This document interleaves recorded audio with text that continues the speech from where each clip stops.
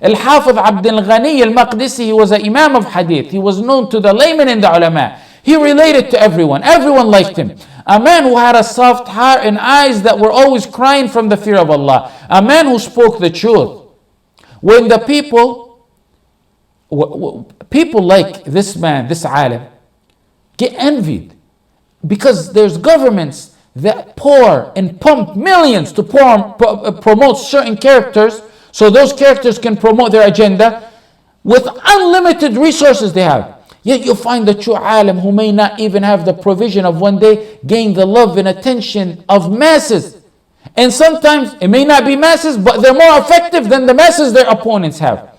One day, and precisely on the 24th day of the Hijjah 594 after the Hijrah, in a halaqah in Damascus, he was teaching. People approached him to harm him. Two men actually. He was teaching actually a class of Aqidah. Al-Khatib Diya al-Din and Al-Qadi Ibn al-Zukki al-Dawla'i, they went and informed the leader that this man is a deviant. So the leader invited him, let them have a debate, and our scholar here won the debate. That angered those two Ash'aris more. So they went to the ruler again and kept instigating until the leader got fed up and he said, Abdul Ghani al-Maqdisi, leave my country. He left, and on his way leaving, he made dua on those two Ash'aris. Al-Qadi ibn al-Zukki, the judge, he was a judge. We went within days from being a judge to an insane man who would have crazy outbursts in the streets, and died days after, and so did his partner. Wallahi, many stories, one can go on. But let me tell you this personal one that comes to my mind a lot. When I was a teenager, my father was given a khutab in a local masjid here. A masjid he helped found when he was a youth, when he first came to this country.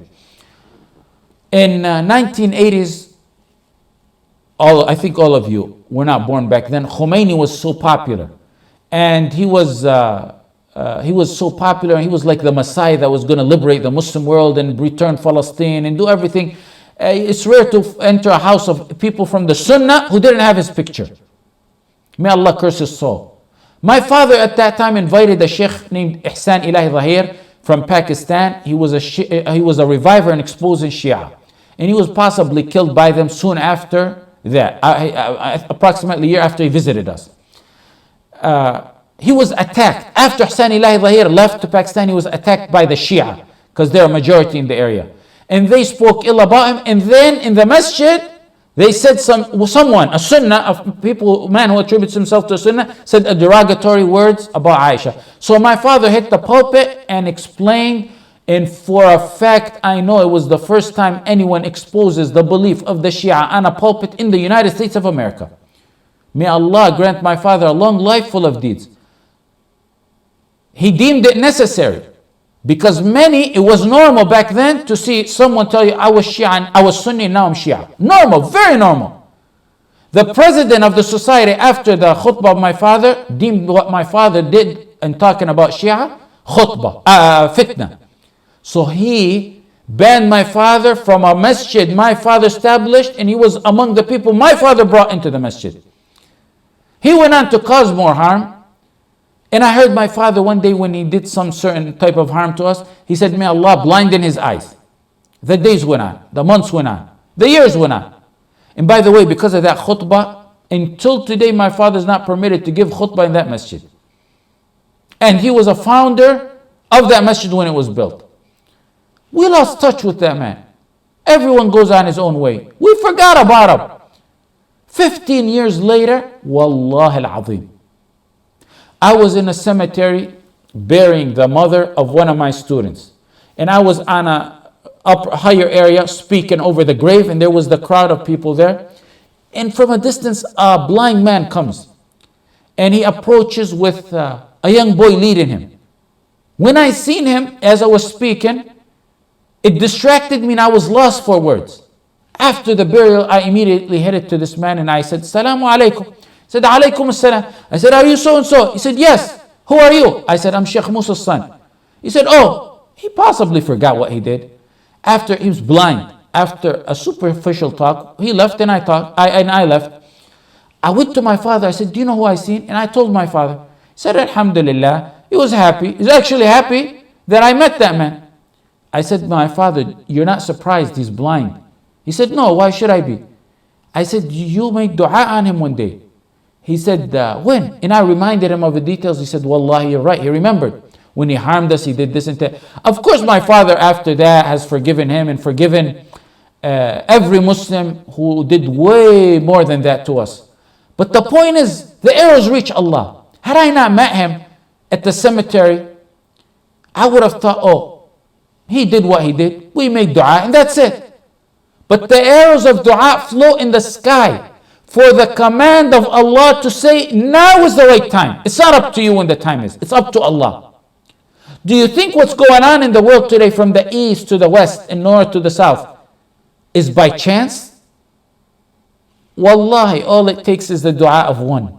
One finger to Allah at the right moment. And with the sincere heart, it will decimate nations. One finger to Allah. الشافعي said أتعزأ بالدعاء وتزدريه وما تدري بما صنع الدعاء سهام الليل لا تخطي ولكن لها أمد وللأمد انقضاء. You mock dua and you spurn it.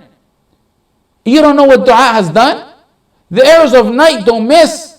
Rather, they have a destiny, they will reach it.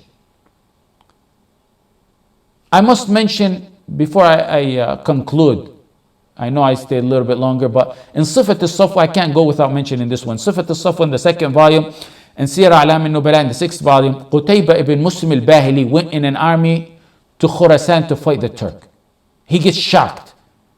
There's an army opposing him of over 10 times more than his army. Horrific scene. So he shouted, where's Muhammad ibn Wasi'? Where's Muhammad ibn Wasi'?